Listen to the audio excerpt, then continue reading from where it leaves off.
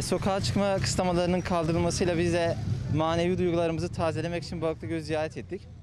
Tabii duygularımız depreşti, bayağı mutlu olduk. Kısıtlamalar döneminde elimizden gelince biz de temkinli olmaya çalışıyoruz. Balıklıgöl'de bu havayı, bu atmosferi paylaşmak çok güzel bir duygu. Teşekkür ederim. Vallahi geldim, dolaştım yani bayağı kalabalık çünkü hafta yasaklardan sonra çıkamıyoruz. Öyle yani.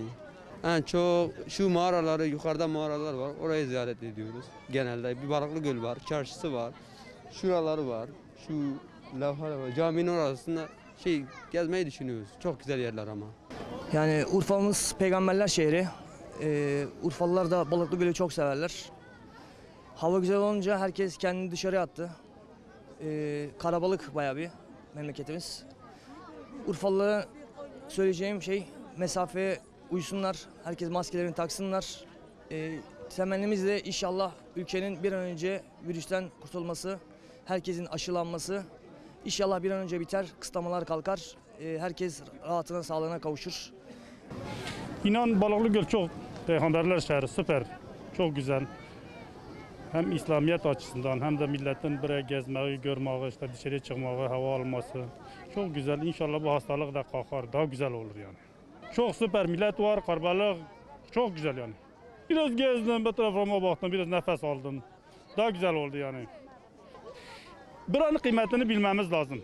Çünkü burası kimsenin eline geçmez. Türkiye'de diğer illerden gelen var. Yabancı ülkelerden buraya ziyaret etmeye gelen var. Biz de Urfalı olarak peygamberler şehri Balıklıgöl'ün kıymetini yani elimizden ne gelirse bilmemiz lazım. Çünkü maddiyeti, maneviyatı çoktur. Kimsenin eline geçmez bu.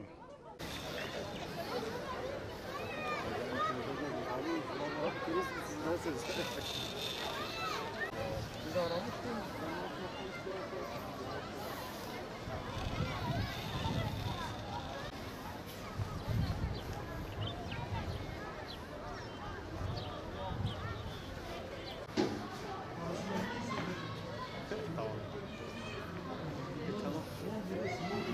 Neyse.